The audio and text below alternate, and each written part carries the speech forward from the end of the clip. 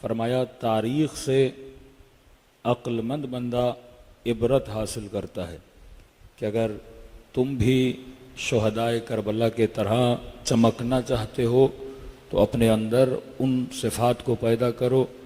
یہ حدیث کا جملہ تو نہیں ہے، پر ہمارے یہاں بڑا مشہور ہے کہ کل یوم عاشوراء کل ارضٍ کربلا۔ ہر مومن کی اپنی ایک کربلا ہے، ہر مومن کی زندگی میں کوئی یزید ہے، ہر مومن نے اپنی زندگی میں کوئی نہ کوئی کردار اپنانا ہے۔ تو کہا نا کہ یوم ندعو کل اناس بامامہم، قیامت کے دن ہر انسان کو اس کے امام کے ساتھ پکارا جائے گا۔ تو ہم جس امام کی امت ہیں وہ امام زمانہ ہیں۔ اب سوال یہ پیدا ہوتا ہے، کیا میں اس قابل ہوں کہ امام زمانہ کا صحابی بنوں؟ تو جواب یہ ہے ہاں، لیکن تب وہ قابلیت پیدا ہوگی جب آپ اصحاب امام حسین کی صفات اپنے اندر پیدا کریں گے۔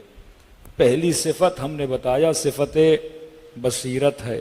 جب تک آپ بصیر نہیں بنتے، جب تک آپ کے وجود میں وہ نگاہیں نہیں آتی کہ آپ حق و باطل کو پہچان سکو۔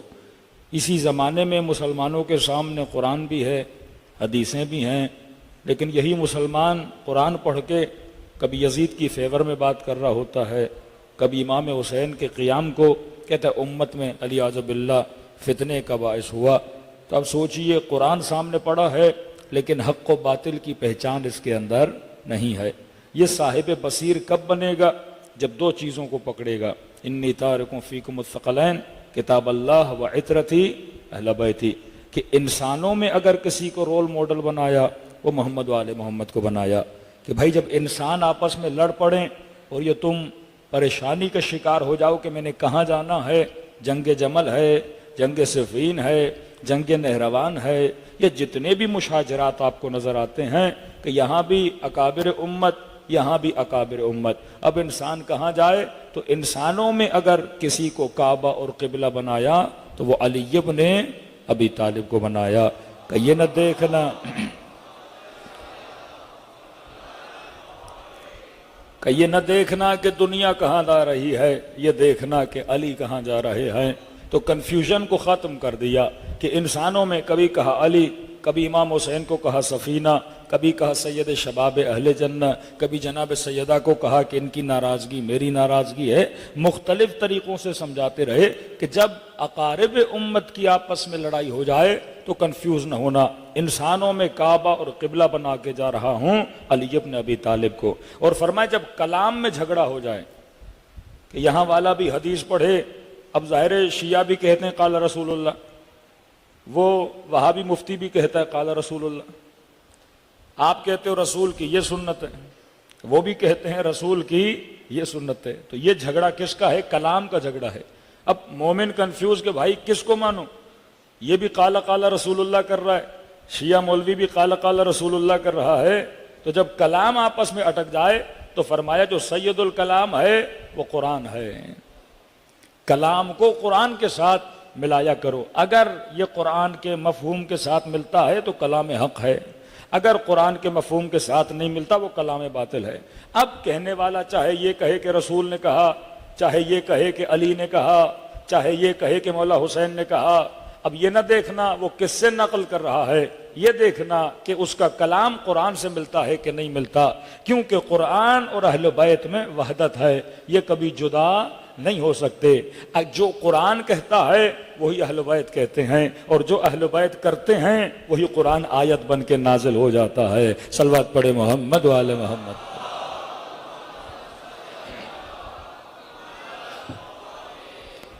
تو فرمایا بڑا آسان طریقہ بتا دیا۔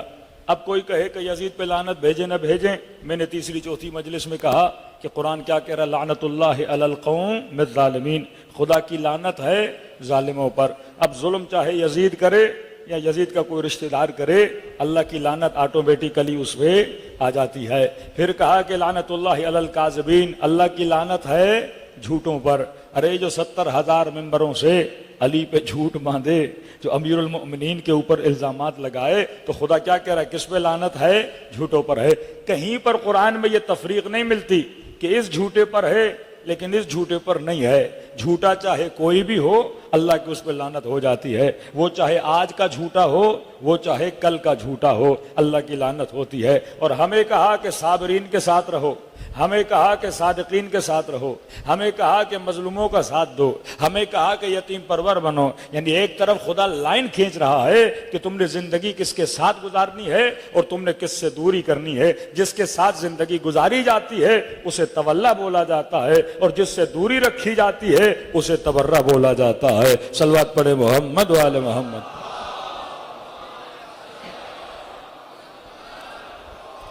بہت آسان فارمولہ ہے، ہر چیز کا جواب خدا نے قرآن میں دے دیا۔ اب مثلا کہیں کہ بھائی شیعہ کہیں کہ رونا بڑا ثواب ہے، وہ کہیں نبی نے فرمایا نہیں، رو نہیں، گریبان چاک نہ کرو، گریہ نہ کرو، تو آپ قرآن کی آیت لاؤ گے، دیکھتے ہیں اللہ نے کسی نبی کو رونے سے منع کیا، نہ آدم کو رونے سے منع کیا، نہ یعقوب کو رونے سے منع کیا، نہ یوسف کو رونے سے منع کیا۔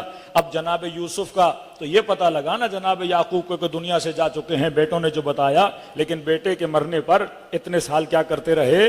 روتے رہے۔ ارے یعقوب کے پاس جب یوسف کی قمیص آئی تو قمیص کو چوما، آنکھوں پہ لگایا، خدا نے اسے کیا دی؟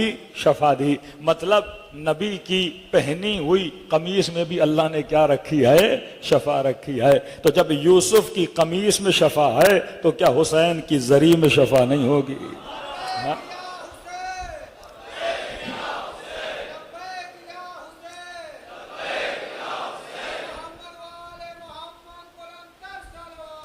اللہم صلی علی محمد۔ قرآن نے جگہ جگہ بیٹے کی یاد میں کوئی رو رہا ہے، کوئی اولاد کے جانے پہ رو رہا ہے، کوئی ظلم پہ رو رہا ہے، کوئی اشک فقدان میں نے دوسری مجلس میں بتایا کہ اصحاب رسول ہیں، سورہ توبہ میں آیت نمبر غالباً 92 میں، کہ جب یہ آتے ہیں یا رسول اللہ ہمیں بھی اپنے ساتھ لے کر چلیے، لیکن ابھی فرماتے ہیں اب جانے کا وقت ہے، تمہارے پاس سامان جنگ بھی نہیں ہے لہٰذا میں نہیں لے جا سکتا۔ تو اللہ نے خصوصی طور پہ ذکر کیا ہے کہ جیسے ایک نعمت سے محروم ہو گئے تو یہ لوگ آنکھوں سے آنسو بہا کے رونے لگے، اسی طرح شیعہ نعمت جہاد در کربلا سے محروم ہیں۔ تو ہم کہتے ہیں یا لیتنا کننا معکم فافوز معکم فوزا عظیما، مولا اے کاش ہم کربلا میں ہوتے، اپنی جانیں آپ پہ کیا کرتے؟ قربان کرتے۔ تو اس آنسو کی مذمت نہیں ہے۔ تو قرآن دین فطرت ہے، مکتب اہل بیت دین فطرت ہے۔ آپ بس ان چیزوں کو ملاتے جائیں گے، امت کے لیے آسانیاں پیدا ہوتی جائیں گی۔ یہ بھی بدعت ہے، وہ بھی بدعت ہے، فلاں سے مدد مانگنا بدعت ہے، یہ سارے تصورات قرآن میں بیان کیے ہیں۔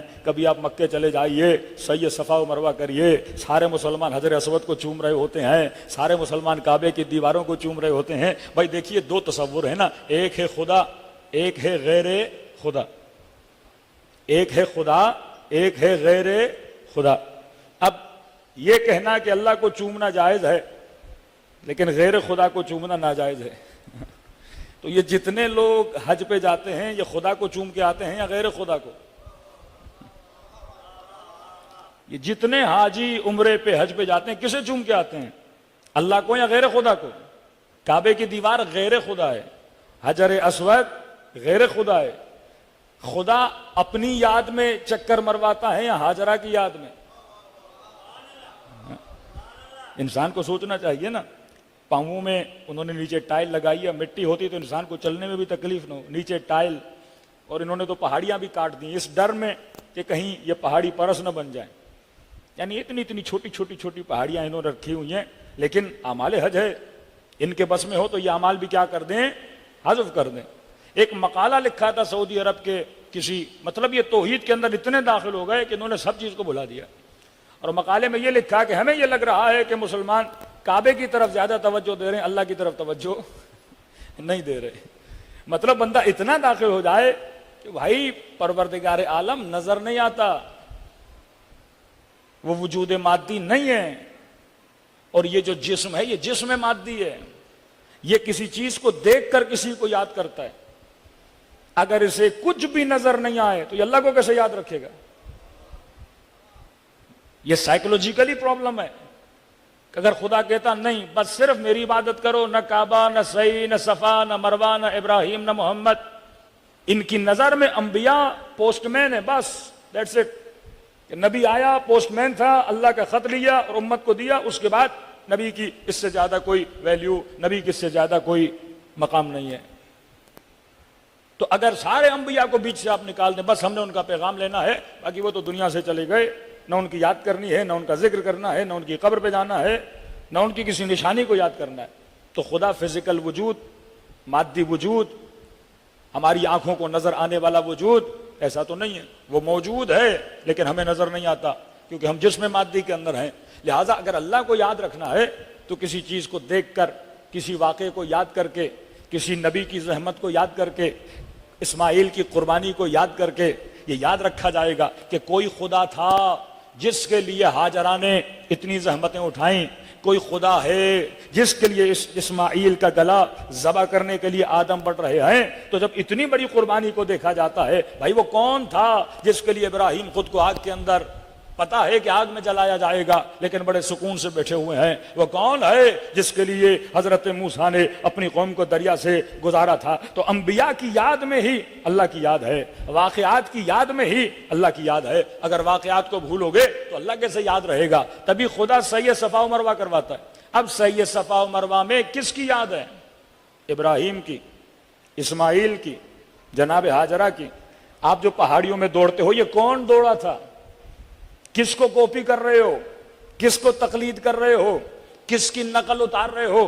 یہ جناب ہاجرہ کی نقل اتار رہے ہو۔ تو ہاجرہ کی یاد میں جب دوڑو گے تو پھر ذہن سوال کرے گا کیوں دوڑ رہے ہو؟ پھر جواب آئے گا ایک بی بی تھیں جو دوڑی تھیں، پھر پوچھو گے کیوں دوڑی تھیں، پھر آئے گا کہ کوئی نبی چھوڑ کے گیا تھا، یہ زمین عزیز ذرا تھیں، پھر ایک بیٹا تھا جس نے ایڑیاں رگڑی تھیں، پھر آب زمزم نکلا تھا، پھر اللہ نے معجزہ کیا تھا۔ اسی طرح شیعہ جلوس نکالتے ہیں، دیکھنے والے پوچھتے ہیں کیوں نکال رہے ہیں، کالا لباس کیوں پہنا ہے، ماتم کیوں کر رہے ہیں، حسین زندہ باد کے نعرے کیوں لگا رہے ہیں، یزید مرد آباد کے نعرے کیوں لگا رہے ہیں، حسین کس کا بیٹا تھا، حسین علی کا بیٹا تھا، یزید کس کا بیٹا تھا، یزید امیر شام کا بیٹا تھا، حسین کو کس نے تربیت دی، حسین کو علی نے تربیت دی، یزید کو کس نے تربیت دی، یزید کے باپ نے تربیت دی۔ تو انسان واقعات کو دیکھ کے سوچتا ہے، جب یہ سوچے گا تو یہ در حسین تک آئے گا اور یزید کو برا ماننا شروع ہو جائے گا۔ اب دشمن اسی سوچ کو روکنا چاہتا ہے کہ تاکہ انسان نہ سوچے۔ واقعات سوچنے کے لیے ہے، ہمیں بھی پتا ہے کہ علم لکڑی کا بنا ہوا ہے، لیکن علم کو دیکھ کر ہمیں عباس کی یاد آتی ہے، تابوت کو دیکھ کر